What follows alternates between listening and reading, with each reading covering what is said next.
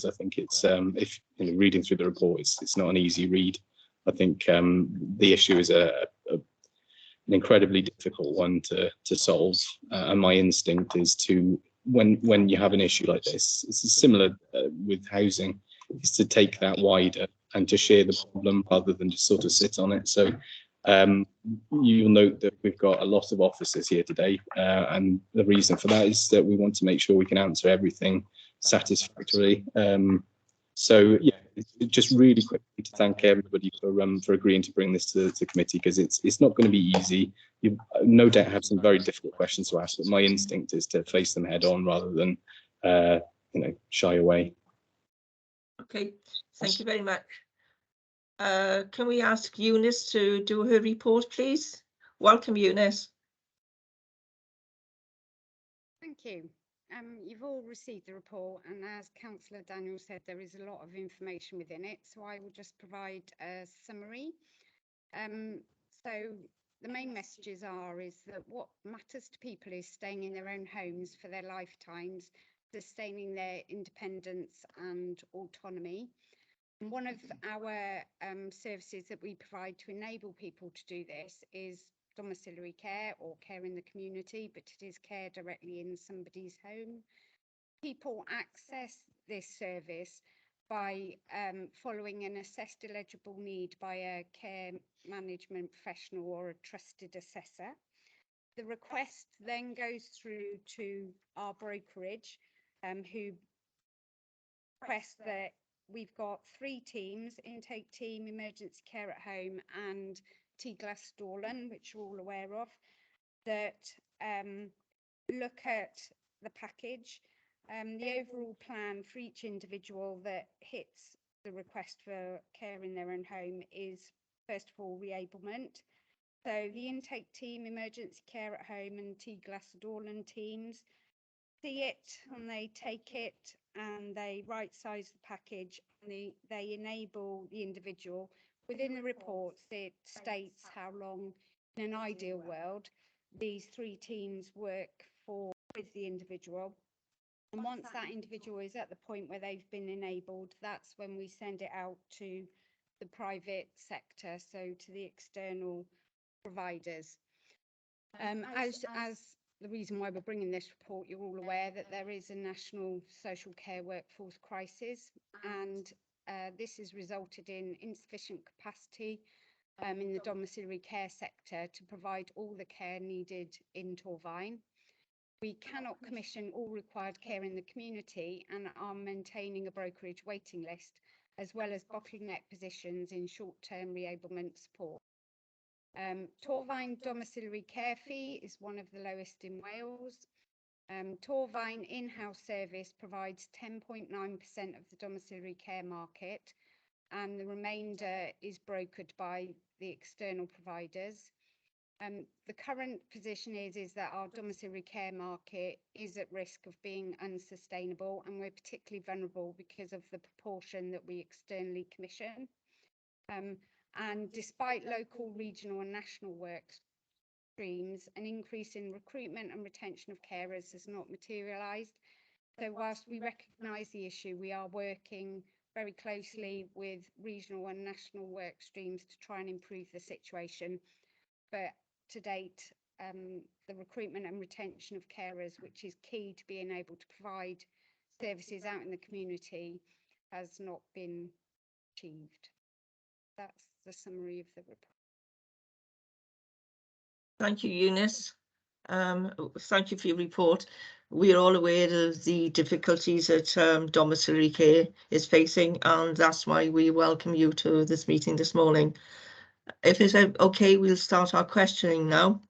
The first question comes from myself. The internal service consists of 3 arms. How do these 3 arms work together? Hand over to Jo. It is Jo, even though it's on my screen.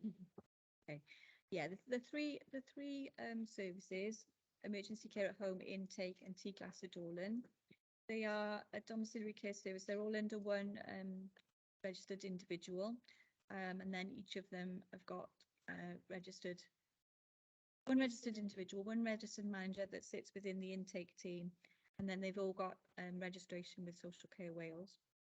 And they work on a daily basis with phone calls across to brokerage and between themselves. There is a weekly MDT where they sort out packages as well and see where the gaps are and who can take what. And there are some definite pathways. So if you like, emergency care at home would take the ones that are looking to come out of hospital as quickly as possible. T Glasodorlan will take the situations where there's accommodation need as well as a package of care, and then intake will take those that need enabling, but need enabling over a longer period. Emergency care at home's ideal period is 8 working days. Intake then 6 to 8 weeks. T Glasodorlan 28 days. Does that Thank you. answer the question? Yes, it does. It does. Thank you very much. Our next question comes from Councillor Mark Jones.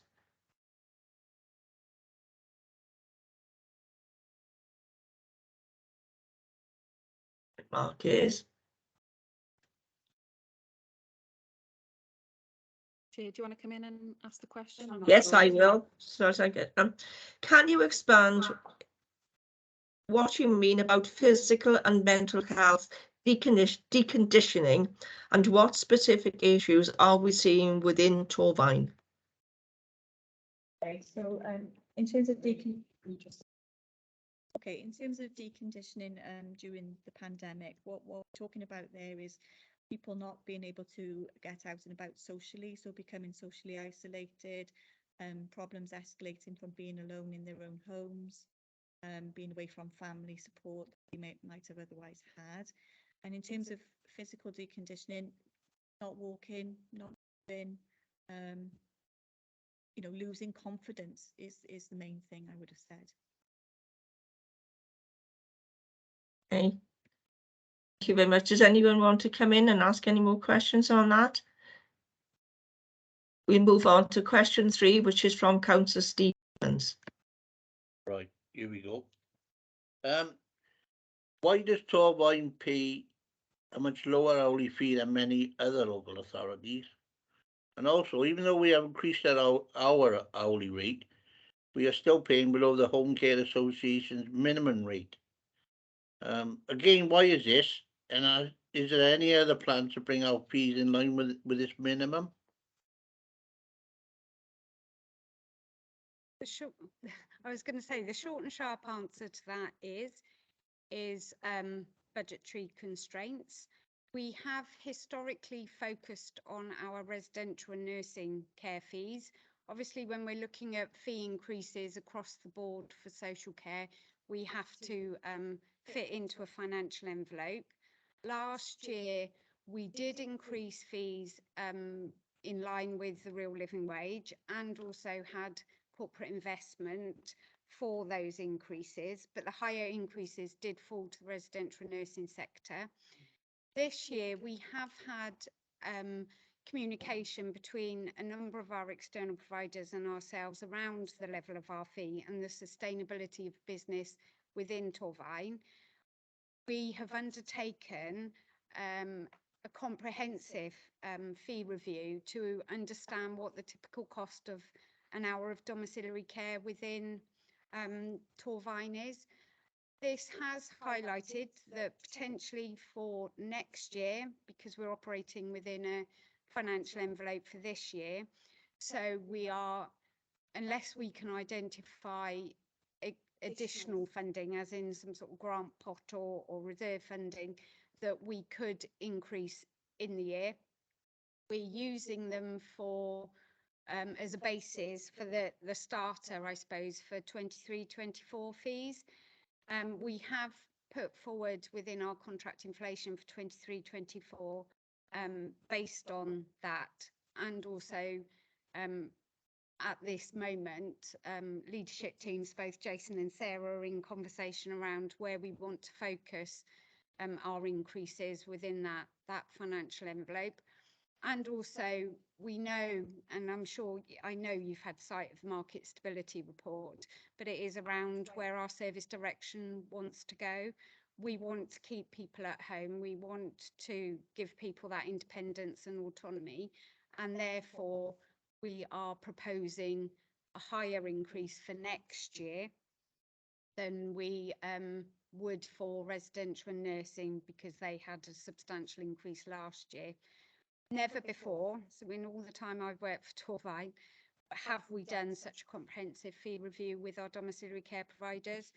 And so for the first time, I'm confident that we've got robust data and costings that support our, you know, what we're proposing for fees.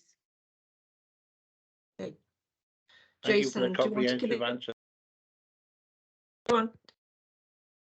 Could I, Councillor Jones? There is a Yes. challenge there as well, Councillor Evans, in with regards to the first part of the question around the different levels of fees across local authority areas.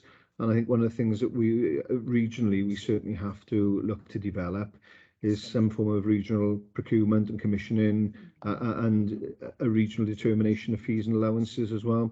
So that, you know, I think one of the positions we find ourselves in, and you know, Eunice has already mentioned about, you know, being the lowest payer or one of the lowest payers across the region. We need to be in a position where every part of the region, particularly, and you know, even nationwide, is paying a standardised fee. So that's a challenge for us going forward, but something that I'm keen for us to address and look at as well. That's good to hear, Jason. Thank you. Our next question. I can't see anybody else got it. Sorry, Sarah, I couldn't see you. I do apologise. No, that's fine. It's really difficult, isn't it? You can't see that when we want to speak. In addition, obviously, to what Eunice and Jason have said, I think one of the other issues is the different market share that the region has. So we have a very small internal market share at 10.9%, whereas other local authorities in Gwent have a larger internal market share, and that also comes into play when you're setting fee rates and the financial envelope for Dom Care. So it's quite a complex system from that point of view.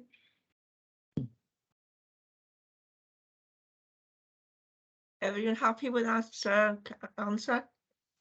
We'll go on to the next question from Councillor Rose Seaborn, please. That leads nicely into my question, which is on 3.5. When comparing hourly fees, is location and demographics taken into consideration?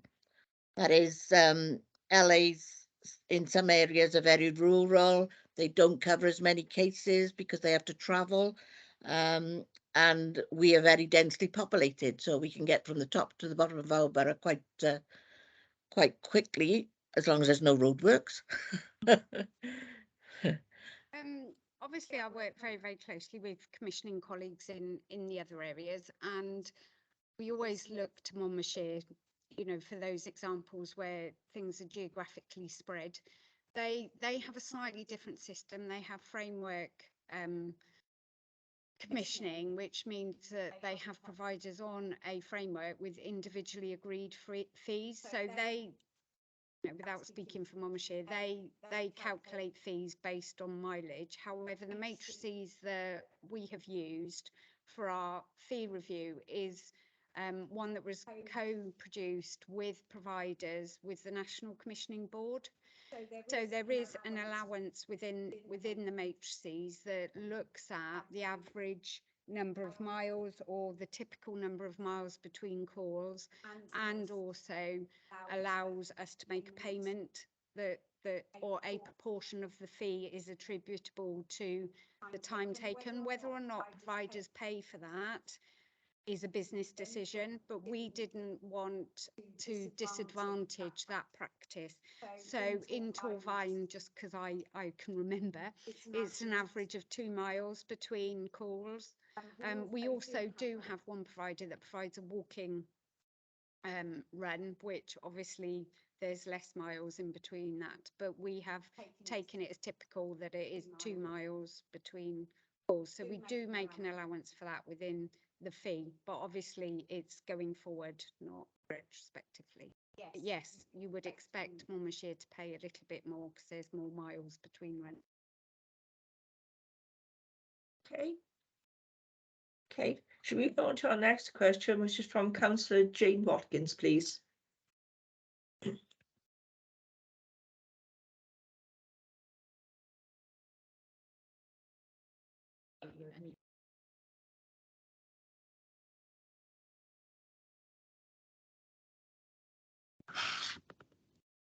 Okay, yeah. So question 5, in paragraph 3.7, it says our local position is impacting our ability to compete with other commissioners of care, particularly the NHS. Why are we competing with the NHS and not working together with them?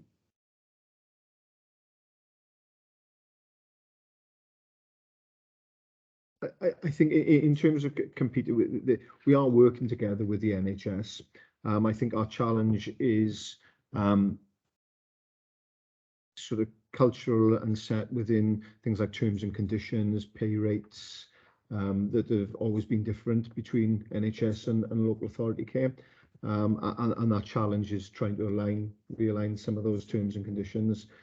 So, for example, the bit about working in I guess competition with the NHS is if there's another provider that's paying more or the NHS are paying more, then people are going to go where the money is very often.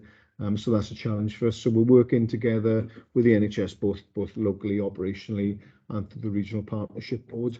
There's a significant amount of work taking place through the Regional Workforce Development Board as well, trying to align some of those terms and conditions. Trying to not just look at it from a financial point of view as well, but look into what makes care attractive within different parts of the sector as well. So whilst there is that, I guess, that competitive element, perhaps that's too strong a word, but that element where we are in some competition with one another, we really are trying to redress that balance. And the NHS see that as crucial as well, because the parts of our dom care service or our dom care service is part of the entire system. The NHS feeds into as well, and if we've got effective and well working and well established dom care provision, then the through flow for the NHS is going to be much more effective as well. So there is work taking place, but it's still acknowledged as a challenge. Then it's a challenge we're trying to overcome. I think Councillor Daniels wants to come in. Thanks, Chair. We work in partnership with the NHS, with the Health Service, through the RPB, the Regional Partnership Board. So we meet on a regular basis with them. So I think competing is probably not the word. I think it's the natural state of the fact that they pay. It's exactly what Jason said, is that they pay more, they have more favourable employment conditions. And also, I mean, the roles, it's an esteem issue as well. And I think it's also worth pointing out that we're not just losing staff to the NHS, we're losing staff to, as is written in the report, we're losing them to retail and service industry. And that is, I've said this plenty of times in other forums, that's terrible, that's awful. And I think that so competing isn't quite the word. I think how we get out of it is addressing that esteem of the role issue, and that for me, I've got questions about the ability to do that with the current model that we've got. I was going to come in on a previous question around that, because we are in relation to question 3. I think that there needs to be a greater consistency across all of the local authorities, because you can see in that chart that we're competing with one another, and we happen to be smack bang in the middle of all of Gwent, so we're surrounded by all of the local authorities who pay a higher rate. So I think there needs to be a consistency. We're exploring that through the RPB in a number of ways. So most recently we met with my colleagues in the other local authorities to talk about a franchised model, which will address some things. So it would look to standardize things in a way that you currently can't do. That doesn't necessarily address the pay issue. So and the other I'm trying to push through the RPB is exploration of a not-for-profit model. So eliminating the element of profit and using that for for greater pay, and that's easier said than done. I will admit that, and it's very easy for me to say, but I think we've got to start somewhere. A few years ago, I'm sure we explored this before, and it just didn't work out then, but times have changed considerably, and I think we need to factor that in. And I think that the current trajectory that things are on at the moment, I'm pretty resolute about it. We're headed somewhere incredibly difficult, so I think we've no choice but to give things a second thought. So I've sort of strayed into the previous question three as well, because I felt that there was an element of that I wanted to cap off. Yeah, thank you. Thank you, Dave. I think Councillor Seaver wants to come in before we move on. So Rose, do you want to come in? Yes, Please? it's on Councillor David Daniels' point about the esteem. When I first started on a home help, I know I keep harping back, but you couldn't get a job for love nor money, and there were waiting lists a mile long. You know, it was an ideal job for mums whose children are just starting school. They can work around the school hours, but the job has changed so much with the home care and the care part of it. I think, you know, COVID hasn't done us any favors with people. I remember when I couldn't work on the home care and I took a job in environmental management on the computer. I thought, what have I been doing all these years? I've been out there in all weathers doing everything, cleaning, you know, personal care for people, and I come in and get twice as much money sitting behind a computer desk and in the warm. You know, I was being followed, you know, and I'm told off for taking a client shopping, because I was keeping, in my mind, I was keeping their mind active. They still had knowledge of their money, etc., etc. But I was criticised for actually not staying at home and doing the cleaning or something. So there is a big, huge esteem issue. The job has changed so much over the years, and we haven't caught up with it. We still think of them as what it says, domiciliary care. Domiciliary is actually putting the cleaner around, cleaning their home, keeping it tidy, feeding them. I know we do a bit of feeding, but there's more personal care and re-ablement involved than anything. So yeah, the esteem issue we've got to fight. I think prevention is another thing. You know, I'll wait till my question, but just as a comment of David's, we did the same with social work. You know, we couldn't get social workers for love nor money until we decided to offer them something different, like we'd pay for their diploma as long as they work for us for 3 years. So we've got to think differently and think out of the box. Thank you, Rose. I'm sure we'll all take that on board. Anybody else want to come in? David, do you want to come back in before I move on? Yeah, just to build on what Rose was saying. I mean, I think the trends in dom care and the trends in care, adult care in general, so, you know, we're pursuing, you know, in line with the wishes of the people of Torvine and elsewhere. We're moving people, we're keeping people at home, and that will naturally mean that people living at home, we will have more complex needs at home, and I think that's the transformation of the role that you're talking about. You know, we're paying. This is the trouble, is that you know, and this is universal across Wales and the UK. Carers are being paid supermarket wages to do increasingly complex things for you know, and the weight of the responsibility they've got the dignity and well-being of people in their hands, and that's, you know, that's long made me, and I'm sure it makes everybody uncomfortable. But that's the change in the role that you're talking about. Is it's becoming more and more demanding, more and more complex, but the wage just isn't sort of tallying up with the weight of the responsibility. So, you know, this is a pretty fundamental issue for me that you know, that we need to grasp. It's not just us. I mean, on a Torvine level, I will be honest, this is not something that we can resolve on our own. This has to be much wider than that. It's much wider than a regional basis. But yeah, I mean, I can assure the committee that we're exercising every single opportunity open to us. So, you know, like I said, through the RPB, we're pursuing alternative, you know, models of delivery where possible, and ultimately through Welsh Government, it's not an easy one, because I'm sure members will have been in the budget meeting yesterday. it's a really tough time to be making this argument, but I'm pretty resolute that we need to address it sooner or later, because it's only going to get worse. It is. Totally agree. Right, can we move on to our next question, which comes from Councillor Clarkson, please? Did Sarah want to come in there? Sarah, have you got your hand? I couldn't see your hand raised. I know, I'm sorry. Yeah, it relates your hand up, Sarah. Oh, sorry. It relates to Councillor Seaborne's point around esteem. Social Care Wales have tried really hard through effectively professionalising social care, requiring social care workers to register. And whilst I am supportive of that, it's had some real unintended consequences, which I don't think I think we're experiencing those now, and we're certainly having conversations with Social Care Wales, because the requirement to register, the cost of registering, which is £30 a year for people that are on, a small income, is putting people off, quite frankly. And there's not the same requirement to do that in the NHS.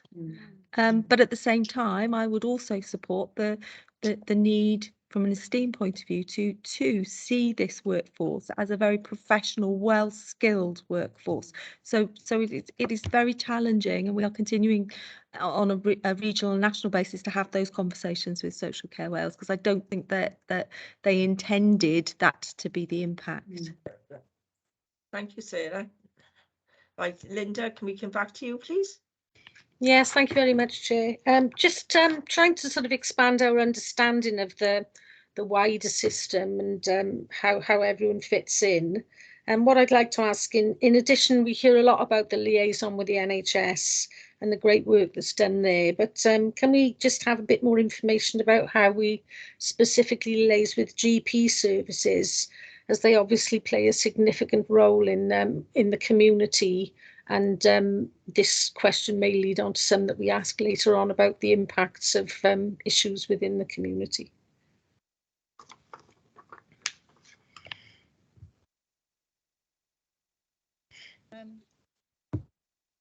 So in terms of GP liaison and the ties that we have with the GPs, we are part of the neighbourhood care network. So we link in that way on a strategic on an operational footprint. When I talked earlier about the three arms, if you like, of the domiciliary care service, emergency care at home is part of the frailty team, part of that service, and also T-Glas Adorlan links in as well to prevent hospital admission, to hospital avoidance. Those two teams in particular have close liaison with GPs. And then we also have very close links with community nurses that are aligned to the GPs as well. So there's an MDT on a weekly basis with the district nurses that attend T-Glas Adorlan. There is also an MDT with emergency care at home, and then intake, and particularly the dementia team link in with the GPs and district nurses around longer term care for people at home. Patch teams also link in on a weekly basis with district nurses and GPs as well. And we're fortunate enough that T-Glas Adorlan has the reputation that it has, that GPs will just pick up the phone and say to T-Glas Adorlan, what is it that you can do? And if T-Glas Adorlan can't do it, T-Glas Adorlan knows where to sign to enable that to happen. That's great. That just adds that extra layer of understanding in. Thank you very much. Okay, everyone, before we move on, our next question comes from Councillor Seaborne. Thanks. I'll try to stay off my soapbox now. Don't worry. And we know how passionate you are, so don't worry. Can I ask, have we mapped out all the community assets within Torfaen? I know Community Connectors have done a really good job, but there are other providers out there that could supply adult social teams with, such as luncheon clubs, and obviously what the top priority in your key messages is retaining people in their own home. So, you know, we need to utilize the community And I think the big word here is prevention rather than trying to cure it all. You know, we need to prevent people from needing care. And so have we mapped out all our community assets? Do we know what's out there that and the services that we can provide? Councillor Seaborn has, you know, that there are 5 patch teams within Torfaen. Each of the 5 teams has mapped out each of their patch areas of what is available in the community, from a voluntary basis, on a statutory basis, shops, anything and everything that is on their patch they've mapped out, and everybody knows where everything is, to try and support. Because the first thing that we would do in our assessment around assessed eligible need is look at hierarchy of support, then looks at what the person can do for themselves, what their family can do, and then what they can do around them before we look at you know, home care intervention. Then to enable that to happen, we've mapped everything out that we need to map out. Within the report, you'll see there's a target diagram, and all our interventions are trying to prevent people to go into the middle of that target diagram, by using as little, or the right intervention at the right time, and as little intervention as we can at any moment. And so what we're looking to do is also to look at what can our statutory services do to support those sort of things. So we haven't got there yet, but we are mapping out. So okay, so if there are 4 people that need a lunch call, and a luncheon club is nearby, would it be another alternative to be able to take those 4 people to the lunch club with 1 carer, as opposed to 4 carers? Absolutely. Yeah. We are looking at all those sort of creative ways of looking at things. The more creative you are, the longer it takes to try and sort something out. But we are trying to look at things as creatively as possible. Sorry, Chair, just as a follow-up, have we tapped into our community resource that we saw so clearly during COVID? I think the difference with COVID, I think there is a community resource out there, and through COVID we couldn't have done without that community resource at all. I think the difference is in terms of now and with the COVID response is a lot of people were on furlough schemes, so a lot of people had more time. There were more people around to be able to support. And I think with people going back to work and other priorities taking place for people, then I think that resource is smaller. But I do think is still there are still people out there willing to support. Jason, do you want to come in? And I think Dave wants to come in after. Okay, Jason. Yes, thank you, Chair. Yes, Councillor Seaborn, I mean, the other significant piece of work has been mapping within the community. Obviously, well recited that we've got the Communities Directorate, or the newly formed Communities Directorate, and we're really trying to align up our services across adult services with the Communities Directorate to, I guess, increase that community offer, and develop that community offer, develop that level of community resilience. And I guess going back to the statement you made just now, Councillor Seaborn, you know, trying to prevent people from needing care. At the end of the day, that should be our overall objective, shouldn't it? Preventing the need for people to receive care, creating that greater level of independence, and, you know, letting people have the say in what matters to them.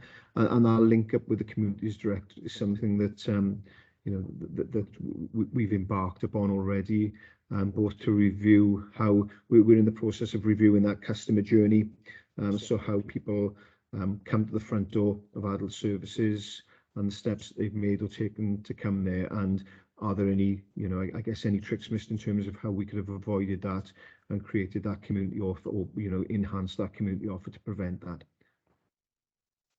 Thank you, Jason. Councillor Daniels.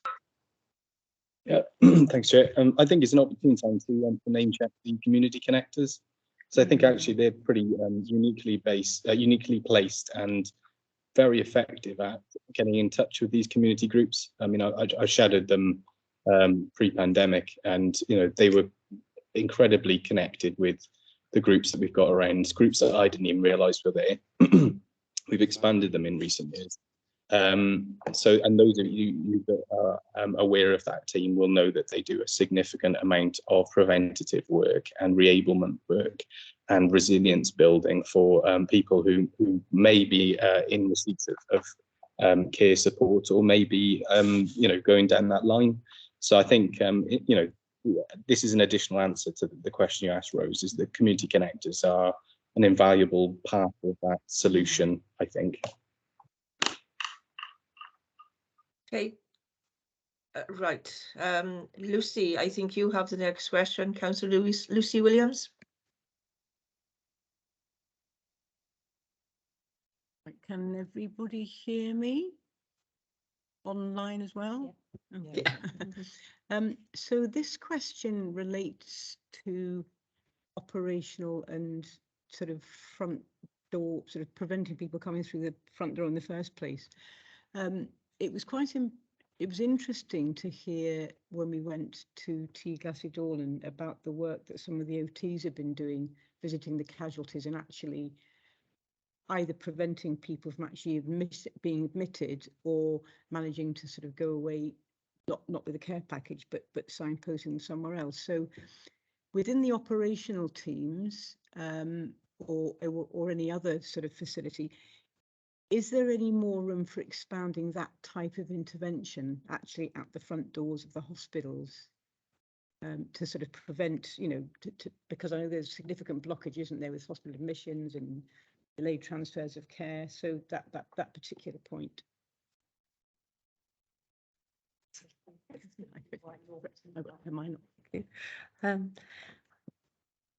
Yes, there is, and there is more going on that I think we referenced in the report, but across Gwent there is a Home First team. Right. So that's a regional team based at the hospital, the acute site. So the hospital front doors of Neville Hall, the Royal Gwent, and obviously the Grange University Hospital. And their role is exactly that. They work on behalf of all of us in Gwent, and it is to ensure that people are supported to return to their own home from those sites without the need, where it's not medically needed, for them to be admitted to hospital. That's funded from the integration fund, the regional integration fund from RIF. We've just expanded the funding to that team, so to increase the offer there, and we closely monitor as heads of service the outcomes of that service, but it is invaluable having that service sat there at the front door on behalf of all of us. So it doesn't matter where somebody from Torfaen presents, there will be links back into the locality to hopefully achieve that. The challenge, of course, is if that person needs to go back home with care, doesn't need to be admitted with care, that's the challenge that we have. But we would always look firstly to emergency care at home, intake team, T Glassy-Dorlan as that first offer, if that was the case. Can I just ask, sorry, just expanding on that. So that's really useful to understand more clearly that Home First team is regionally funded. So do you get information, say from Torfaen, particularly to say how many Torfaen residents have benefited from that? And is that showing an improvement, if you like, in preventing admissions? It's a tricky one to Tricky plot to say through because exactly, it's always difficult to do that. We do get the data on Torfaen clients, and heads of service meet with the lead for Home First on a monthly basis to look at the data really and to see. But as you would expect, it's quite a difficult one to do. It just depends who's presenting, what sort of needs they have. It's not a 24/7 service, so sometimes, but often when people present to the acute sites, they're in that ED, in that A&E for quite some while. So if they present in the evening, chances are they're still going to be there in the morning when Home First does work at the weekends, but Home First pick up, and they link very closely back into our patch teams for information, those sorts of things. But there's always more that we can do. Thank you. Okay. Right, can we move on to the next question from Councillor Seaborn, please? Thank you, Chair. In terms of expanding on the preventative work, how are we linking in with the DFG team? What are the current wait times and budgets? And if we were to increase preventative measures through the Disabled Facilities Grant and assistive technology, this could reduce the demand for domiciliary care.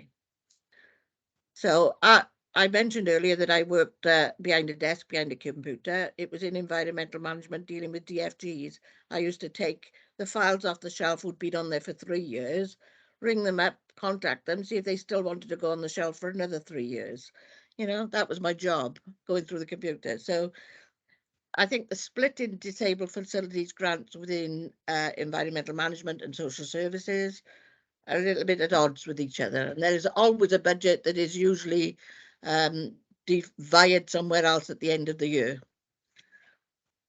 Thanks. I actually currently manage both budget and also the surveyors that work within the Disabled Facilities Grant. So they are very much within adult social care, even though they work across both children and adults. And also they are managed by our principal OT. So they have very, very close links with OT assessments and things like that. So in terms of the DFGs, so the medium and large, that goes through the normal process, but the low cost adaptations, we have a very successful links with Care and Repair Monmouthshire and Torvine, which we fund. We've contributed towards them, recognizing that they do develop that invaluable service to provide the low cost. And also we are in receipt of the Enable Care grant, which means that we don't have to means test for the means test as we used to. So Welsh Government do provide us with that.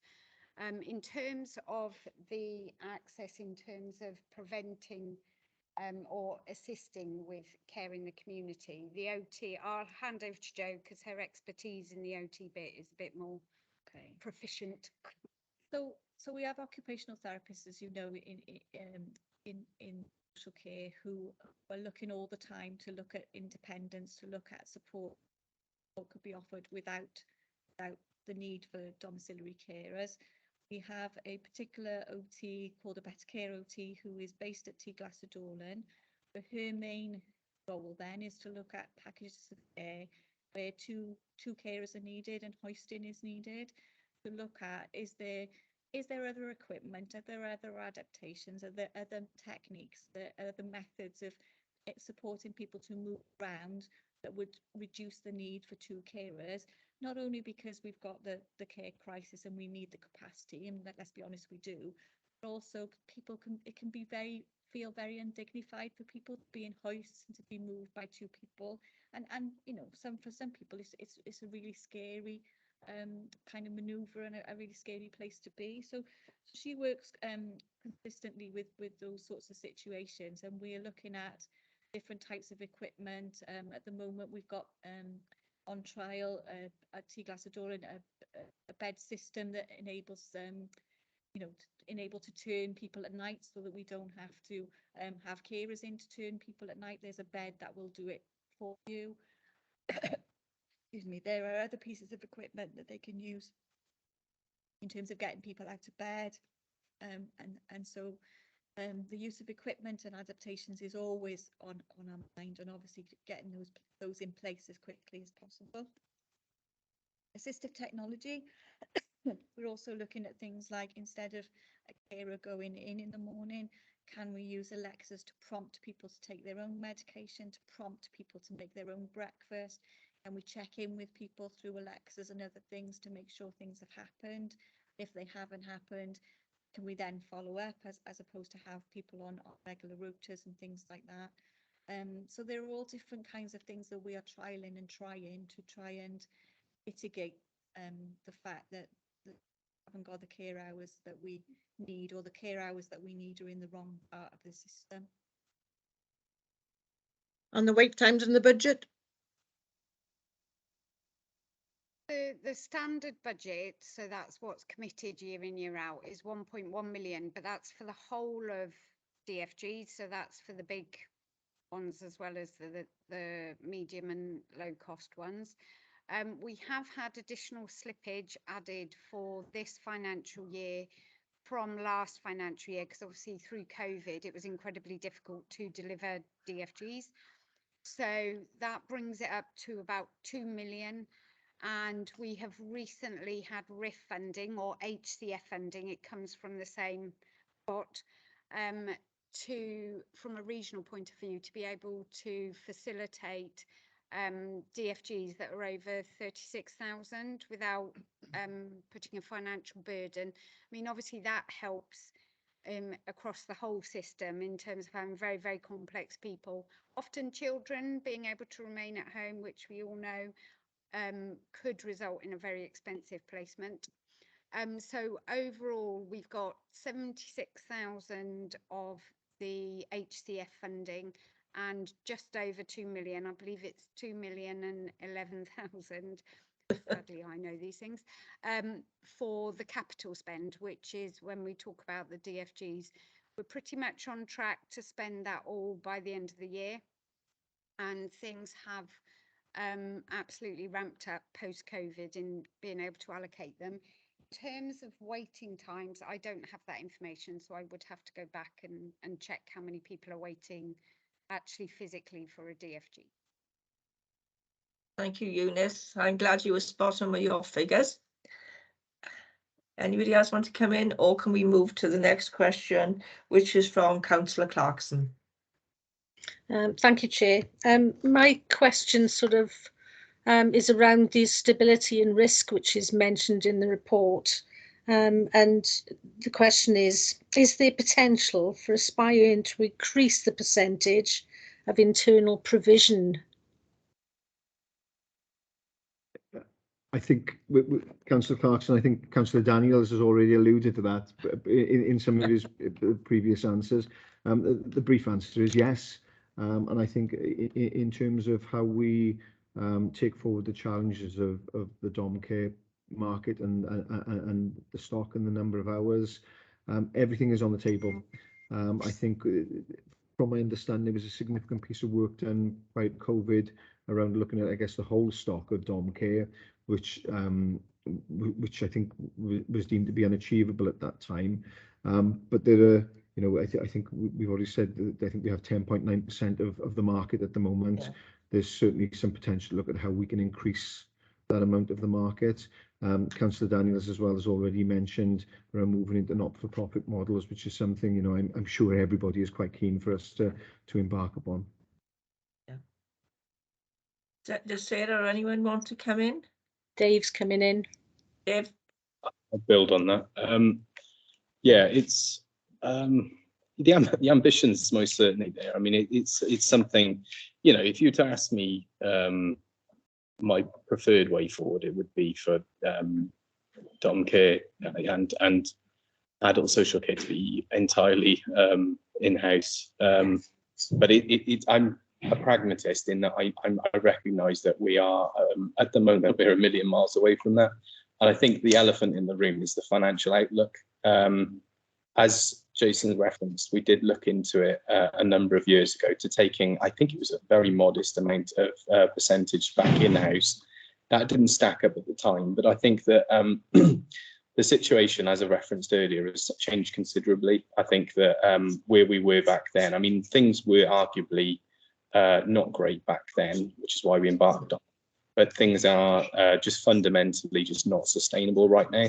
I think it's worth noting that we are the backstop. So if care providers hand back contracts, we are the backstop. So we will have to find that. We'll either have to find an alternative provider, or we'll have to provide it ourselves. And that, for me, refocuses my mind on the fact that it's not a sustainable the way things are. So the ambition is there, but the elephant in the room is that it very much depends on the financial outlook. Yeah. I think we need to get a better idea of where we're headed, because, again, referencing yesterday's overview and scrutiny of the budget, I think we've got some difficult decisions in the wrong direction to make coming up. So the potential for expanding services is going to be a very difficult argument to make. So which is why I'm trying to be sort of pragmatic in pursuing it through the Regional Partnership Board, which is a collective, and I feel is a more likely route for us to do what needs to be done. And obviously then the alternative there is lobbying Welsh Government and just making the point relentlessly that as things stand, the system across Wales and Torfaen is not sustainable at all. But I'm again pragmatic about the fact that they have their own financial considerations too. So it's very easy for me to put upon Welsh Government and say, you know, that they could do this, but actually they're faced with their own dilemmas as well. So I think there's a need for pragmatism in the system, I think, at the moment, and I think that's how we're going to move this forward. The ambition's certainly there, and at the point that we get to where it's a possibility, we'll absolutely grasp it with both hands. Thank you, Dave. I think Eunice wants to come back in, and then Sarah wants to come in, please. So Eunice, you had your hand up first. So do you want to come in? Yeah, I mean, it's just highlighted. We do state in the report that we currently have 26.66% vacancies within our own service area. So we are incurring the same sort of pressures as the external market in terms of recruitment and retention. We have much better terms and conditions for individuals. You know, we pay sick pay, good pension, all of that, but we are still not being able to attract people into the market. So with the best will in the world, whilst we would, you know, very much like to be able to expand, and even if the money was there, we still need to have the people that are willing to do the role. So it is a much bigger issue. What we are looking at, and we're beginning to look at, is our offer to individuals. So at the moment, for quite some time, we've had annualised hours, which is 25 hours a week. We have recognised that people do want to have a more flexible offer.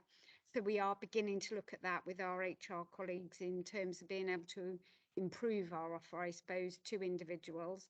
And also, traditionally, we've always paid more. The external market are catching up quite rapidly. And so it is about, you know, yes, the financial envelope, but I think it's a much bigger problem because we are all, you know, fishing from the same pool of people, really. Thank you, Eunice. Sarah, do you want to come in, please? Yes, thank you. I would have said much of what Eunice has said. The only other thing I think is we always have an eye to, because it's such a difficult market, if a provider can no longer sustain the offer, we do look to 2P transfer people into our own service. We did that when Havard left the dom care market. We 2P transferred those staff into our own internal service, so actually did increase only by a very small amount the percentage, but we do consider those sorts of opportunities as well. Thank you, Sarah. Our next question comes from Councillor Mark Williams. Mark Jones. Dave, do you want to come in quickly before Mark comes in? Yeah, I'm going to reference another answer, I think, in the room, which is I think that Brexit and some of the anti-immigration sentiment has not helped things at all. I think it's widely sort of recognised that immigrants play an enormous part of the health service. It's less recognised in social care. I think it has to be recognised. I'm not one to shy away from this because it was a vote several years ago, but it has an impact on the industry. It really has. And I think if we're struggling to employ people, even on more favourable conditions, because I mean, you know, you look at Monmouthshire, who are, I think, the higher paying authority in the Gwent region, they're still struggling. I think arguably they have a worse situation than us. So if we're struggling to get people locally to work, I mean, that is what we'll have to do. That's what other industries do. And, you know, we have obligations. We have people who need caring for, who need supporting. So I think there needs to be a real shift in the way we view immigration, quite honestly. I didn't think I'd be bringing this up in this meeting, but I think it needed to be mentioned, quite honestly. Thank you, David. Right, is Mark ready with his question? Oh, Eunice, do you want to come in? Yeah, just to sort of add to that is that we know our residential and nursing providers have had to go down the route in terms of applying for licenses to be able to employ people from overseas, whether or not it's simpler for them because they have a less transient workforce. I'm not sure, but I know a number of them. It's quite a complex system.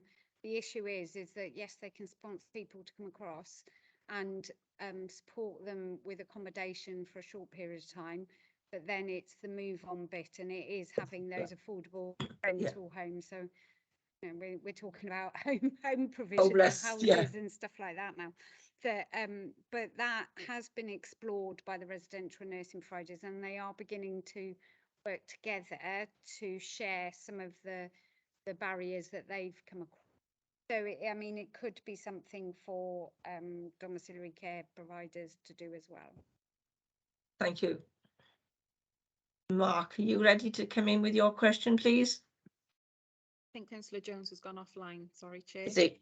Don't know Shall if I you wanna take it start, then? or I know Councillor Daniels has already answered some of that. But Yes, he has. So should we move on to the question, my question then, which comes from in the last year, which you've probably more or less answered anyway, 243 carers have left employment, equating to a staff turnover figure of 51%. This is a significantly large figure. Is this an average yearly turnover for carers? Is this figure reflected across other local authorities? And do we conduct surveys and analyse the specifics on why carers leave the profession?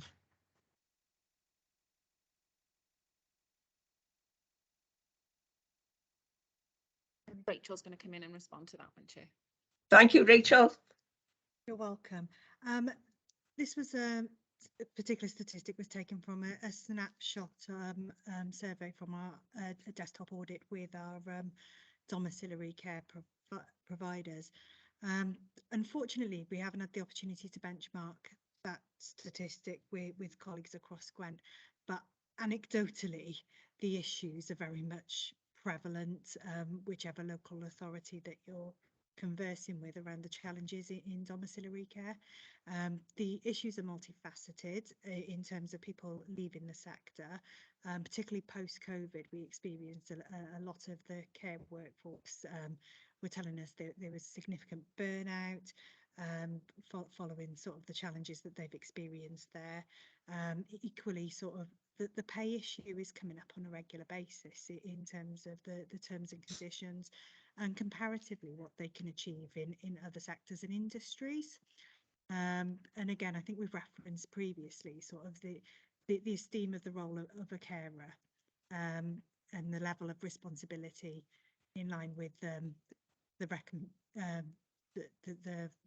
payment for undertaking those types of roles.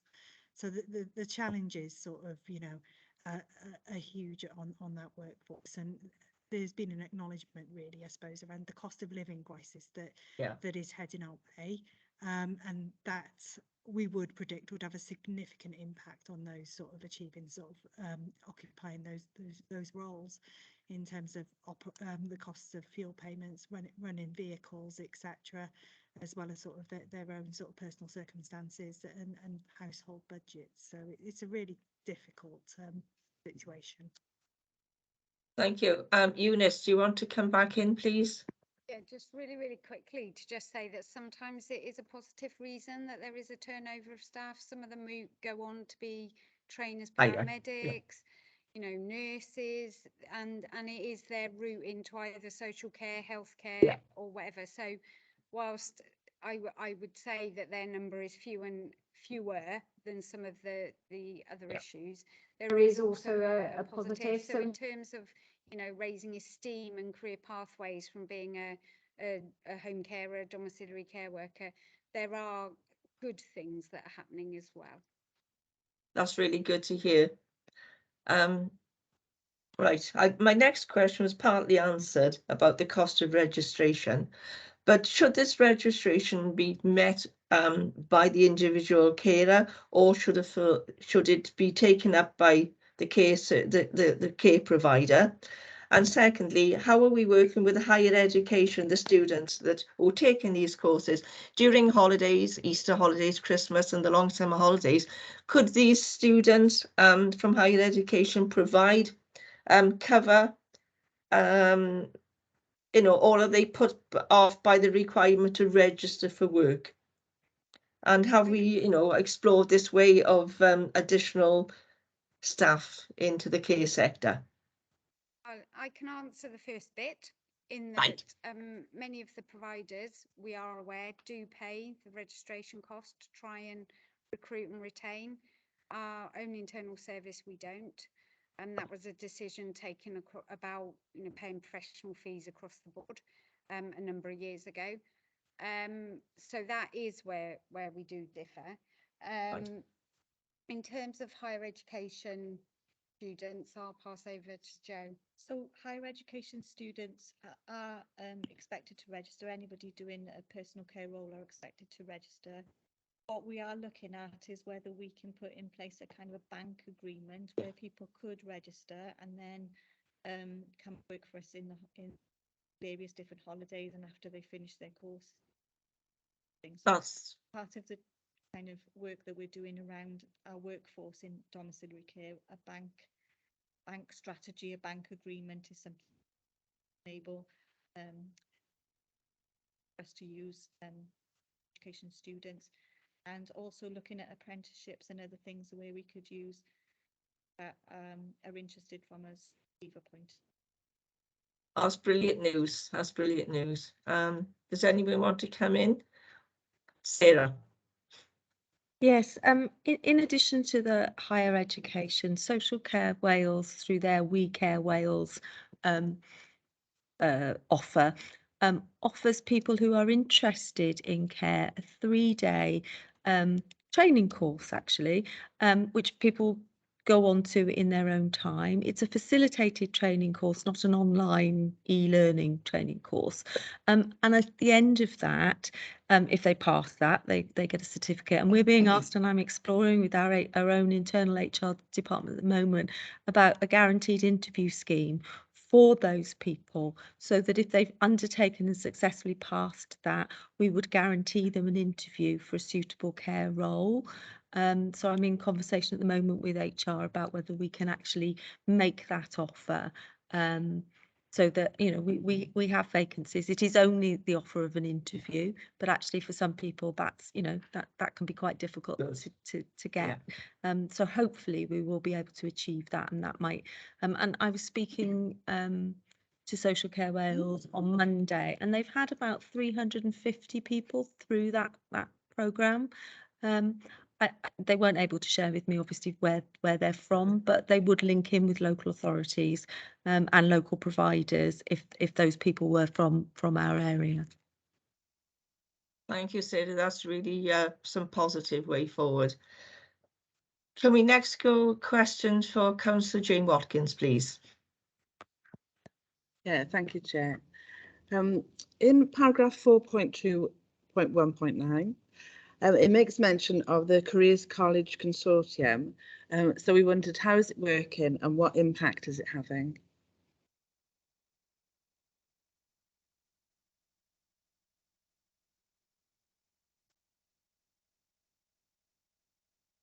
This is something that's being taken up by our regional team, and it's Chris Hooper. We have got a dedicated worker. My understanding is that what they're looking at is trying to develop those pathways with particularly with students that are doing the health and social care BTEC, being able to capture them and signpost them into careers within social care, and understanding some of the barriers to it. I would have to go back and ask the regional team for success we have had or seen to be able to do it, unless Rach knows a bit more. Yeah, Rachel, do you want to come in? Sorry.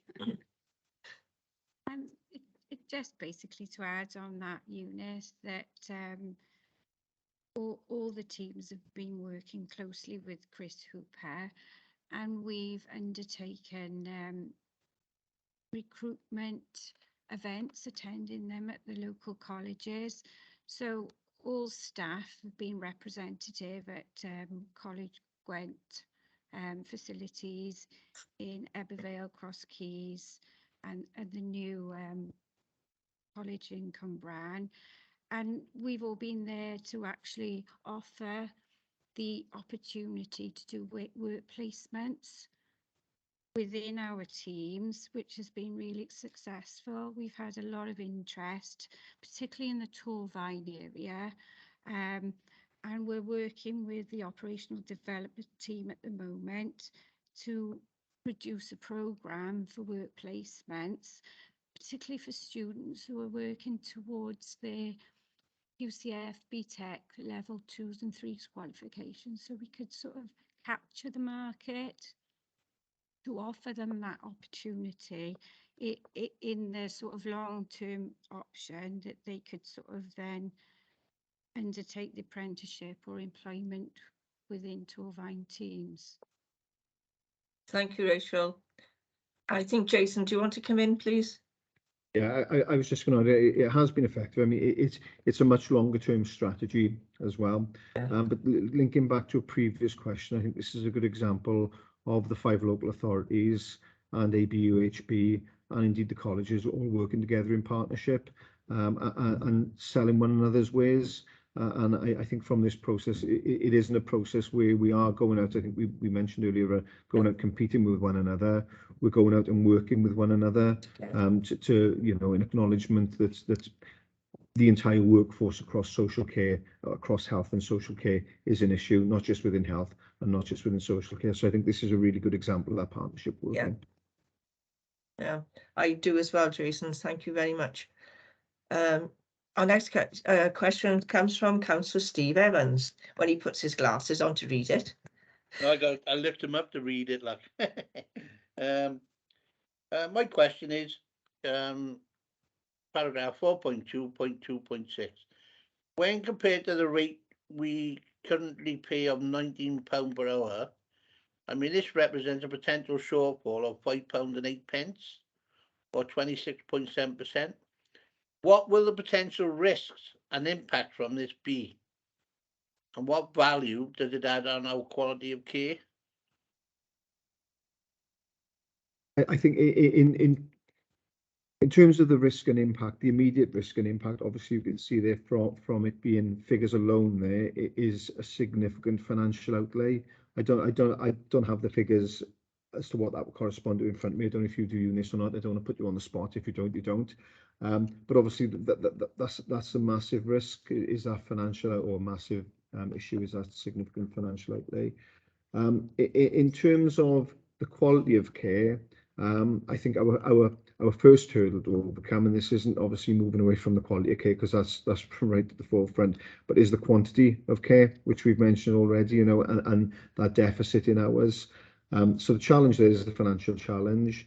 If we're increasing the quantity of care, it follows that we're going to increase the quality of care as well, I would suggest.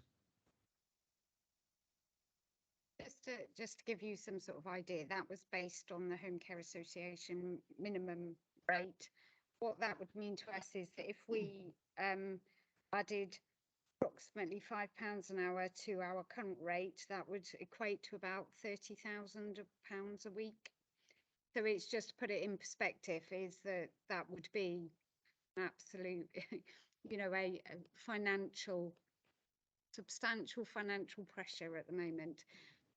What we are looking to do, as I said before, is that 23-24 figures are working towards matching that. I will say there is a caveat to the Home Care Association figures. They do make slightly different assumptions around payments for breaks and things like that are not common within the external market where we've done our research. But you know, they are the best benchmark, and they've been doing those sorts of calculations for a while. But that's what financially it would mean to us is on our 6,000 or 6,500, it would be roughly 30,000. And via the use of my calculator rather than my brain, that would correspond to a 1.56 million per year. Thank you, Jason. We have an awful lot of big issues. Sarah, do you want to come in, please? Yes, I mean, obviously, you've just heard about the sort of the financial risks, but we're already hearing from our providers out there that that some of them do not think operating in Torvine is sustainable. Yeah. One provider in particular has indicated they will not pick up, they will honour their current work, but they will not pick up any new work from Torvine. And so whilst we are in conversations with all our providers and we're doing the fee work, that's a real risk for us. And of course, you know, our own internal service becomes the backstop. As Councillor Danielson says, if a provider either chooses to exit from Torvine or is unable to continue, so there are more than just financial risks. It actually affects individuals, you know, that we're there to support. Thank you. Thank you, Sarah. Can we go on to our next question, which, excuse me, my screen has gone off. I think it's from Councillor me. Carson. It Yeah. is, Linda. I've just got my screen back on. Okay, Linda, do you want to come in? Yes, thank you, Chair. My question follows on very precisely from what we've just discussed, and refers to 4.2.29, 4.2.28, and also touches on 4.2.37. Yeah. And the question is the contingency plan in the risk. Can we hear a bit more? There's talk in the report about plugging gaps, goodwill, that there is a definite risk that you know, with the cost of living issues, that providers are going to have to reassess what they're supplying within Torvine, which they've already touched upon and raised. So can we just have a bit more information and understanding about what contingency is in place and how we would prioritise need within that contingency to make sure that we're meeting the greatest need. I know we've written out to families and asked them if they can pick up some slack in the recent past. And also it mentions that there's a discovery programme being undertaken at the moment that's due to be published at the end of November. It'd be really interesting to see that as soon as possible, because I'm sure that will highlight and cover some of these areas as well. So if I can come in there, then we've already unfortunately been in some contingency plans. And we were in contingency plans through COVID as well, so we learned a lot on contingency, and we have already implemented contingency when providers have struggled with staffing levels, particularly over weekends and bank holidays and other times of the year. What normally happens is we would normally have conversations, the provider normally has conversations with the commissioning unit to alert the commissioning unit that there is going to be a problem. They reassess alongside our care managers and trusted assessors which calls they can do, which calls are essential, how they can scale down their operations but still meet the essential, getting people in medication call. They do employ and ask families to support when they're in contingency measures wherever possible. But as you said before, the backstop is always come back into us in Torvine. Our annualised hours are 25 hours, but what we do is we offer and we ask and we pull on the goodwill of our staff in our care teams, whichever teams they are from, emergency care at home, T-class at Orlan, intake, dementia team, for carers to work additional hours, additional shifts, different patterns. And everybody in social care that's a grade 5 has been trained to be able to provide personal care. Our OTs are trained to provide personal care, our community care workers, our OTAs, our reablement assistants, and anybody who wants to come forward for that training, regardless of grade, can come forward, and we do then go out to those people to provide the care. Obviously, that means that their day duties, their day job then is suspended whilst they do that.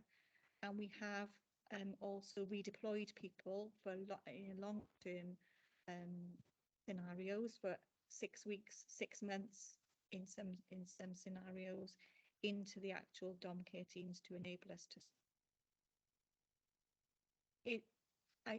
To be honest, that position is getting harder for us, because obviously, you know, people willing to do what they're willing to do. People are getting tired. They're tired from COVID. They're tired from what the vacancies we've already got in the in-house team. We're asking people to do more. So it is a worry for us. I mean, our last kind of scenario is that we will offer, with high packages of care, temporary respite, if you like, into residential care or nursing care. But people want to live at home. They want to live with their families. So that is a, you know, last ditch attempt then, really, where we've risk assessed, cannot leave people at home.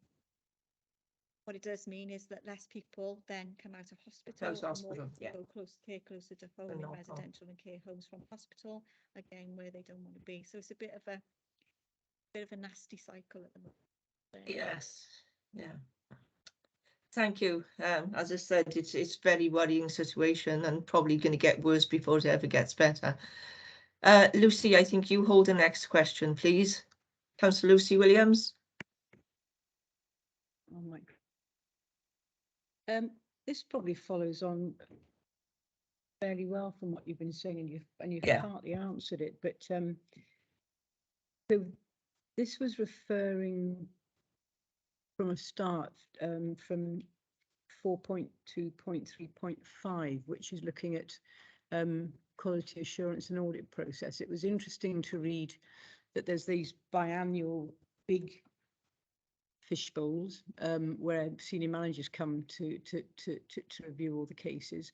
Just wondering how that links in with the operational teams, how kind of regular reviews of care packages go on, and how those two link together, and how you feel sort of what's the because I can imagine there's huge other calls on the operational teams, how what proportion of their work ends up reviewing cases, and how much it's put in jeopardy because of other cases. Just sort of looking at that whole review scenario.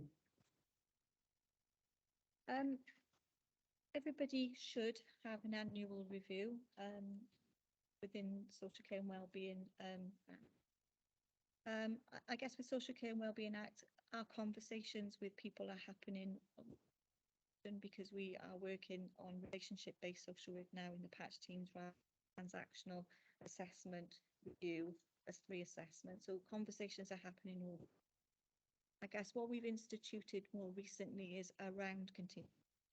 When care managers are out and they are talking to the families, they are explaining about the domiciliary issues and other issues in care as well, and looking at what if such a scenario were to happen, what contingency plan could we have in place, what would be our next go-to kind of option. What I will say is that we've got more and more trusted assessors within T-Glas-y-Dol and within emergency care at home and intake to enable us to start that assessment from hospital, to enable the patchwork to concentrate more on the patch workers, as you know, will be in and out of hospital just the same, because if there are people in they know really well, they're the best people to have patients anyway.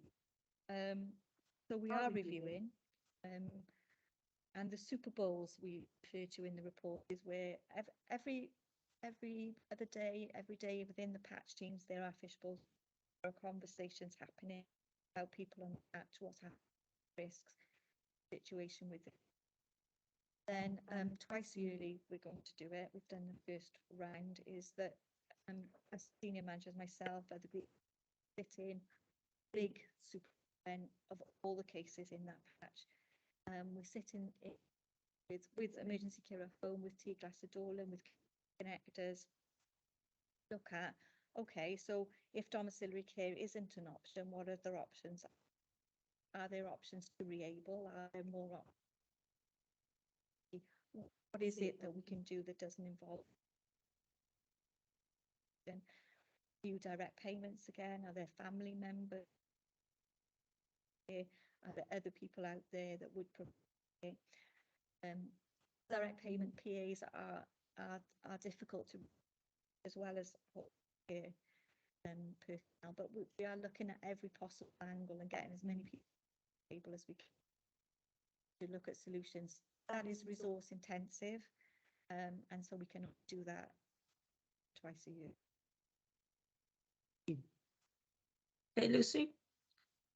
Thank you. Rose, I think Councillor Rose Seaborn, you have our next question, question 18. Yeah, and it is linking to the conversation we've just had. Yes. Flexibility within the system is essential, and as such, do we have exit strategies for when people no longer need care, or it can be reduced? And what more can we be doing with families to manage expectations? How do we evaluate when we can come out or whether we need more, I suppose?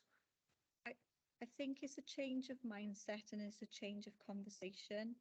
No longer do we say that, you can have a package care to come out of hospital. Say that there will be support available for you to come out of hospital. This is what it'll look like in the first couple of days, and this is what it might look like at the end. So we have those conversations up front. I'm not saying it's not difficult sometimes to withdraw from situations, because families do become reliant on carers for all different reasons, and the reasons are complex. But it is a change of conversation. I guess if, in terms of the patchwork and in terms of the relationships that people have with the patches, because it's more relationship based and less transactional, I think people know that there are people on the end of the phone, so they can try without care and know that if they get into difficulty that they can ring for. I guess that the situation is that sometimes even when people do ring for support, can offer them is limited. We would always offer them something. There would always be somebody that can go out to have a look at a situation, reassess a situation. But what we can offer is very limited. It's the most limited I've known it in the 30 years that I've worked for. So I'm not saying it's not difficult. It is difficult, and when it's difficult, people feel reluctant to let go of what they've already. Yeah. Can I also ask, do we have the conversation with our carers? I'm first-hand experience, they love seeing you. You're God's gift to them, and have a cup of tea, blah, blah, blah. So there might be an intermediary that, they might need a visit from somebody, but they might not need the care. So do we have that conversation with our carers? Very often, yeah, we do, and our carers are skilled in beginnings and endings. As you know, they're skilled at bringing people on board when they need care and they're reluctant to have care, and they're skilled in being able to let go at the end. And that's when our community connectors come into their fore as well, in terms of plugging people into what else is in the community that can. Are there befrienders? Are there neighbours? Who else is out there that can have that cup of tea and a chat? Because sometimes you are right in terms of that might be the only person that they see in the day. So if they don't need care, who else or what else is there that can plug those gaps in social support? Because our mental health and our social support is often as important, if not more important, than our physical health, isn't it? Absolutely, yeah. Thank you. Okay, Rose. Linda, I think part of your next question has been already answered, but do you want to come in with anything on it, please? About the direct payments? It has been touched on. Direct payments was my question. Whether we could have a little bit more information around how what we need to do, the complexity of supporting people to make direct payments and to organise their own care, which could be a way to significantly contribute to taking some pressure off the system. I think Jason wants to come in. There, Chair. Regionally, there's a microcare project. It's been termed as a microcare project that's being piloted within Monmouthshire. through the regional partnership team, and that does exactly that. It looks at how people can coordinate and manage their own care through the use of direct payments. That pilot will be concluded in April of 2023, at which time through the Regional Carers Board, which I chair, we'll be reviewing that to see and to understand the potential of that being developed further. Again, it's one of those things. It's a menu of options that's there on the table that, you know, if it's available, even if it fills the smallest number of hours, then it's something we'd be keen to progress with. Okay.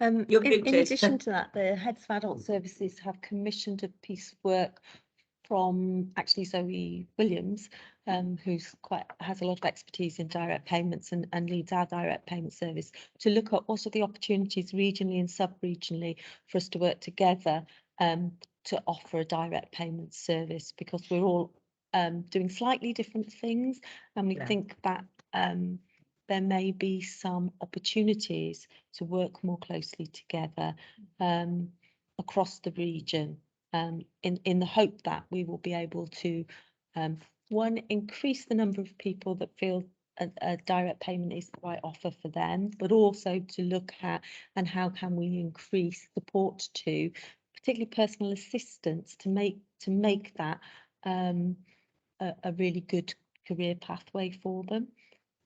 So that piece of work, in addition to what Jason was talking about, is also ongoing. Thank you, Sarah. Okay, Yeah. anyone?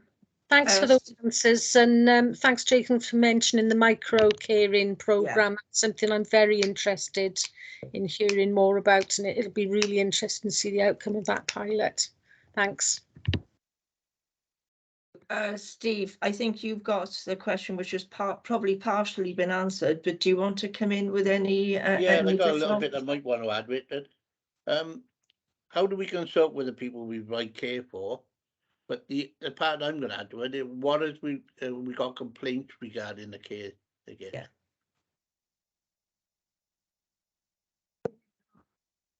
No complaints. Do we have what's Anybody wants to come in on that one? Do you want to talk about the surveys we do with people? Again, that's what's. Does you have a brief answer to Steve? From a customer feedback point of view, our complaints policy and procedures are promoted via our Torfaen Borough Council websites, but also through the communications that we have with families. We conduct at the end of every package of care that's being sort of ended for whatever reason, a customer feedback survey that sort of looks at what our individual service users thought about the service, so we can sort of feed that into our own feedback analysis. So that is ongoing throughout all packages of care that come in through the personal care teams and dementia teams. We also, on an annual basis, undertake an annual questionnaire where we target every single member got a package of care currently, usually in November every year. 100% sample is sent a questionnaire where we analyse and look at how we can sort of evaluate the service provision, feedback, information, to sort of help us move forward. So there's an ongoing customer feedback that happens, not just with personal care team, but with emergency care at home, and also T Glassy-Doran at the end of their guest experience stay.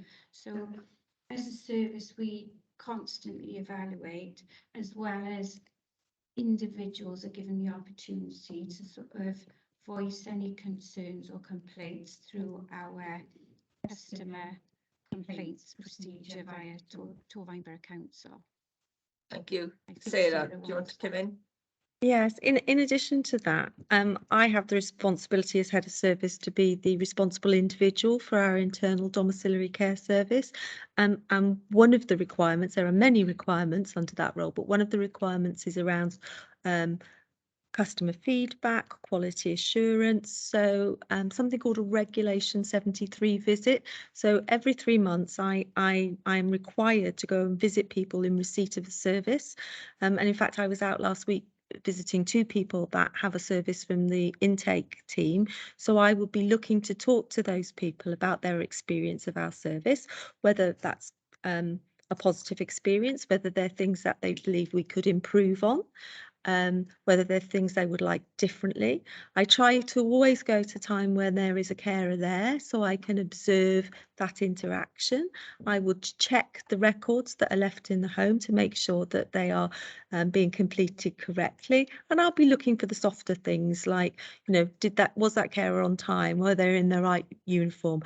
Did they speak to the person in a respectful manner? So there are quite a lot of checks and balances. And then I will write a brief report back to the service, so to Gaynor if it's intake team, of my findings and also any improvements.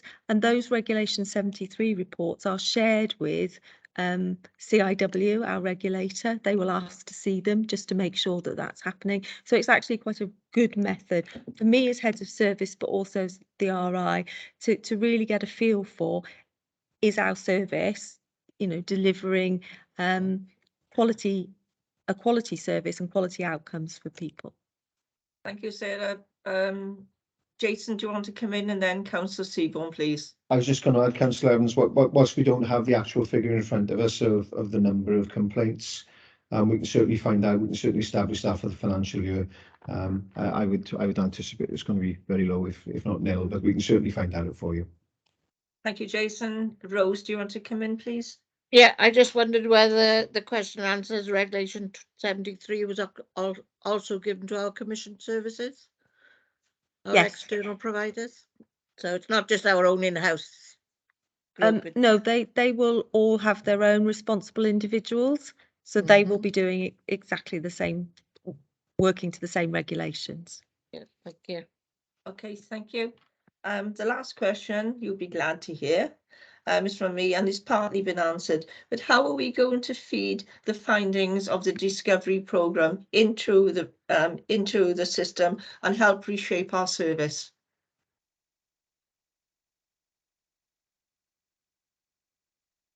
So that's question 21, Chair. Yes, it is. Yeah, sorry.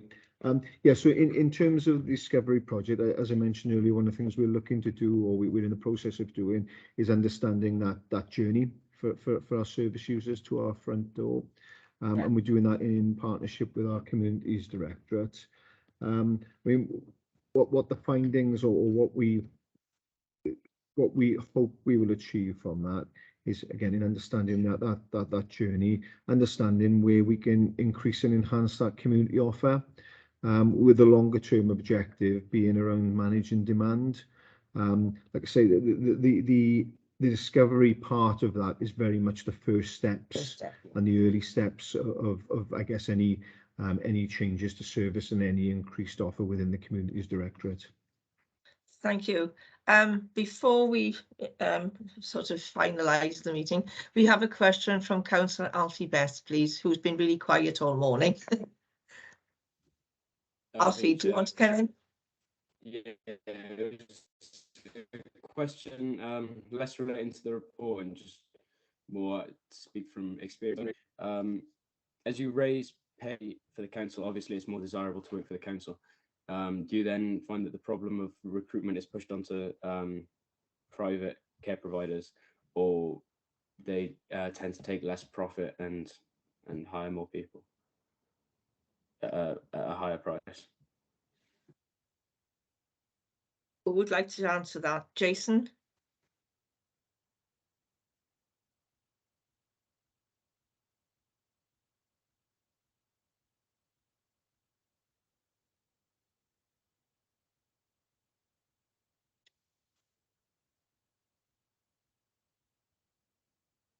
Sorry, Councillor Best, can you repeat the question? You were breaking up a bit, so we haven't heard you very well in the chamber. Sorry, it was just a question of whether, as people who work in domiciliary care in the private sector move towards working for the council, is there then a gap in recruitment for those companies that provide domiciliary care?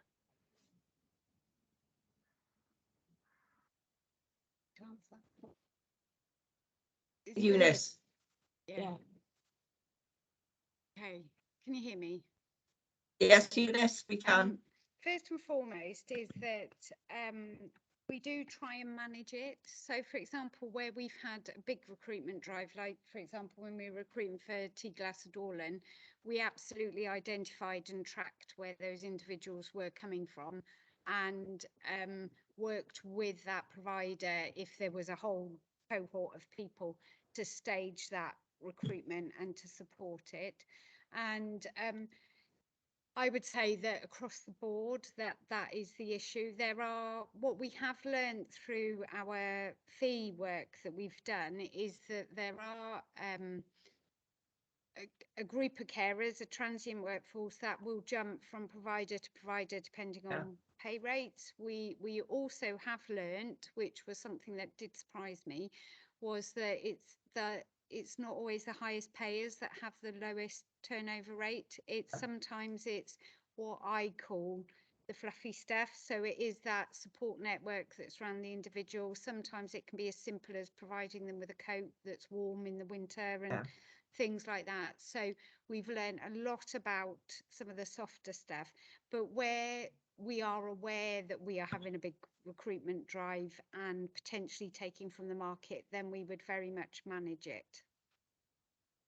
Thank you. Yeah, I will add that when we do a recruitment drive as well, we do that in conjunction with the private provider. So it's not just us with the table in the recruitment drive. We offer all the providers to come in and we allow, let people choose for themselves who they would prefer to work for, because for some people the flexibility of the 25-hour annualized hour contract is not what people want. People want to work around their own family circumstances, and so for some people local authority offer isn't the greatest, and there are different offers out in the private sector as well. When we do the drives, we haven't done one since restrictions, although we look to do another one, is that we offer everybody a table. Thank you. It's Right. I only Sorry. ask because when I used to work in a care home in Monmouth, we used to lose people all the time to Monmouth Council, and the gaps were never filled by my employer, so we would always be short on shifts. But it's good to know that doesn't happen in Torfaen. Right. Before we close now, Rose, do you want to come in with your final comment, please? Yeah, I just wanted to know, do we do a thank you? We did thank yous for foster carers a while ago. I don't know whether they're continuing, but do we thank our carers? Do we actually recognise their work and say thank you? I know when I was working, you didn't even get a 25-year thank you, but or recognition of the work. But I just wondered, a thank you goes a long way as well. And the fluffy stuff does work. Okay. Right. Anybody want to come on that? Financial thank you, but we do obviously we are thanking people and sitting alongside people and walking alongside people all the time, whatever way we can, to say thank you. I think it does go down to what we talked about earlier in terms of parity of esteem as well. Yeah. In terms of NHS being seen as good people and good at what they do, which they are, and our carers sort of having the same parity esteem alongside them. And it would be nice to think about doing maybe a community event or something to say thank you to carers, and perhaps think about going. Yeah. Thank you, Joe. Sarah. Thank you. We did run a series of events across Gwent, which were thank yous to care staff, to care managers, that looked at, thanking them for the tireless work they put in, particularly through the pandemic. That was funded through the recovery monies, and we tried to put on really nice events with breakfast and nice lunches, and you know, to make them feel special, because they are special. Yeah. Thank you, Sarah. That comes to the end of our questioning. We thank you all as officers for the work you're doing and for bearing with us with the technical problems this morning. We're now going to have a short sort of asking you to leave so we can formulate our recommendations. But please pass on all our thanks to all your staff for the fantastic work they do, and also the hard work that you're doing in this crisis. And thank you for Councillor Daniels for attending the meeting as well. Thank you, Chair. Thank you. Okay, thank you. We'll have a short couple of minutes now before the office, when the officers leave, and then we'll get down to the nitty-gritty.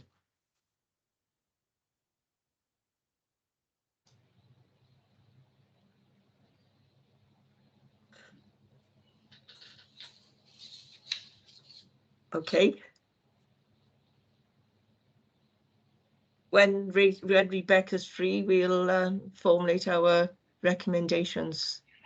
Sorry for my technical difficulties, Janet. I don't know what happened. I got a new webcam and mic, and whatever happened to them, they don't seem to want to work. You went to have a cup of tea. No, you went to have a cup of tea and you forgot about us. That's what it was, Mark. It's okay, Mark. It's all right. We understand. We've all had problems. Can I just remind you, you are still being recorded. Yeah, I couldn't hear Eunice, and I couldn't hear them very well at all. I don't know why. I couldn't hear everybody else. We apologise for the technical difficulties. We've had a lot of technical issues this morning. Through it as best we can. So just bear with us now, and we'll get through the recommendations section. Over to you, Chair. Sorry. Yeah, thank you, Bex, and thanks for getting.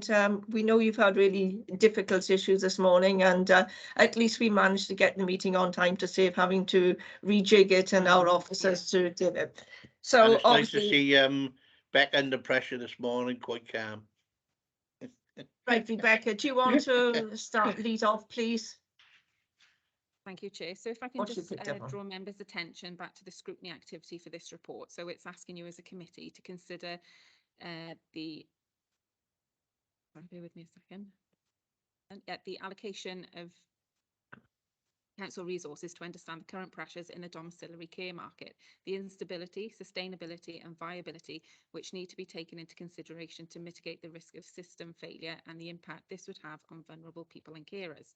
And in doing so, you've been asked to consider the report and determine whether the identified risks associated with the supply and demand pressures are being mitigated and managed effectively.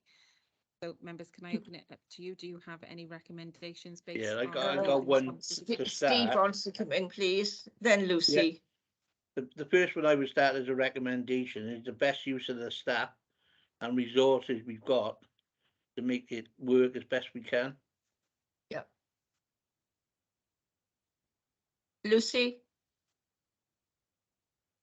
Can't hear you. I think one, can you hear me now? I think one recommendation I think could be formulated in that I think that we would agree that we're satisfied that with the current situation, officers and staff are doing the best they can with limited resources. Yes. What would be useful to hear are projects that are Gwent-wide, that are nationwide, that we get feedback from. For instance, we'd like to hear the feedback from the Microcare project, from the Discovery project. What are the other ones that were from the regional procurement project? From the Home First team. Yes. From the, what was the other one that was, oh, that'll do. So those wider projects that are collaborative and more feedback, wide, if we can have timely feedback from those things. Yeah. So would you Councillor Williams, that obviously because scrutiny is not just information gathering, that might be more suitable for member seminars. Members of seminar, Yes, that's true. That could also be part of a member seminar. Right, Rose. Yeah, obviously, you know, there's a big financial concern here with the lack of hours and what we pay. I think there should be a recommendation of a managed pay increase to the standard that you know, at least equates to the rest of Wales.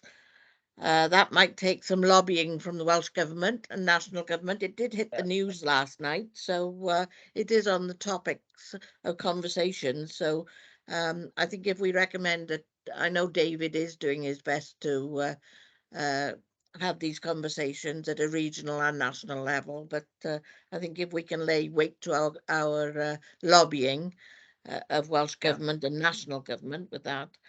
I think there's also a conversation to have. We did it with social workers a while ago, as I mentioned already, but to actually pay for the care registration, whether that, or find funding to pay for I that care agree with you on that registration, one. whether it comes from education, higher education, or whether it comes from the regional resources or the career college that was mentioned. But I certainly think that that would be an encouragement if it was built around some kind of offer to say, okay, we'll pay for your care registration as long as you have a commitment to work for Torfaen social services or within Torfaen. So sort of a that form of bursary. exploring funding Mm. avenues to Yeah, cover the it cost. doesn't have to Linda? come out. It doesn't have to come out of the social services. It could come out of an education or a college. You know, any kind of other funding resources that's out there. Linda? Mine's again going to be around bringing more in-house staff, and that the budgets are explored going forward, and the priority. Social care is a huge part of the council responsibility and already takes up a large part of budget, but looking at the risks involved and the significance of where we're going to end up going forward, that this is given high priority to increase the in-house service that we can, so that we've got more stability. We've still got staffing issues, we've still got all of those issues, but it may provide more stability than a company approaching and saying, that's it. I'd like to think about Sarah's about the 3-day courses with a guaranteed interview for staff. If we could possibly consider offering bursaries for students who go through the interview purpose and think that, well, we would like to work with this industry, and we take them on within Torfaen, offer them some sort of a bursary incentive or like a scholarship. I think that could be wrapped up within a STEAM package. Obviously, we have to recognise our carers and the good work that we do. We were clapping for the NHS, and you know they do an immense. I mean, until they get it combined, NHS and community care, it's not going to work. That's what needs to happen. Formulating the STEAM package, then, Sarah. Package. The bursary would be Welsh Government level, wouldn't it? It's a little bit higher than we can aspire to. But we need to recognise, and if we can make a footfall, encourage it into the workforce. So, can I leave that? You also word it the best way, Rebecca. I'm not sure how far that will get in terms of, like Councillor Clarkson said, with the funding, but if you could sort of recommend it in terms of the STEAM package and a STEAM package, apprenticeships, etc. It used to be a letter from the mayor or a certificate in council or something. But an encouragement, as I say, if they become, I'm glad that some of the people doing this go on to hire to paramedics, but we want to reward them and recognise them in some way. I think some advertising around the career pathways. I know we've spoken about that previously and it's been talked about in seminars, but a little bit more emphasis on, you know, this is where you can lead from starting. I know Iron Bevan's got some linking for nursing, but it is a much bigger, you know, and Sarah's a classic example, and she started off as a carer. She's now Yeah. She's now up in Yeah. management, so there may be more we can do with advertising the progression. Right, Steve, do you want to come in? Yeah, and all the recommendation I wanted to really say is we need to be mindful of and the well-being of staff that we've got, Yeah, particularly regarding the workloads yes, yeah, because of the shortfalls. yes. So I think that's Yeah. vitally important. We make sure that the staff And are that they looked after, So, yeah. Right, okay. Thank you, All Chair. right, I didn't have Rebecca? anything else that you've covered off. I had the issue that Councillor Seaborn raised about lobbying Welsh Government, because Councillor Daniels mentioned that. There was the one about the in-house provision, which Councillor Clarkson already raised, Yeah. the steamroll. There was also, not sure if that would cover off in what you've already recommended. Councillor Daniels raised that he's looking at going back to this not-for-profit model. Yeah, yeah. So whether That, you want yes, to that, give I support think for that's that, or- taken for granted that we want more, we'd like information on progress on that, a recommendation that they, you know, take that forward. Thank you, Chair. That's all from me. Obviously, we're due to have a special meeting now, in a few weeks' time. Can you remind us, Rebecca, what we're discussing and scrutinising on that meeting, which I think is December the 15th? 15th, that's correct, Chair.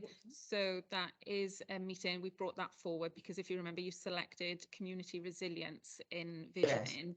And the timing for that, Dave Leach put forward is before Christmas, before they develop their strategy. Then in the new year, he wanted to bring that to you. So as a committee, you kindly agreed at your last meeting that you will consider community resilience, which obviously feeds into a lot of what you've discussed Into what today we've as done, well. yes. Yeah, Jason has raised it. It was raised yesterday in terms of the budget. So I think it is very timely. and Right, can we make everyone. sure the IT system works?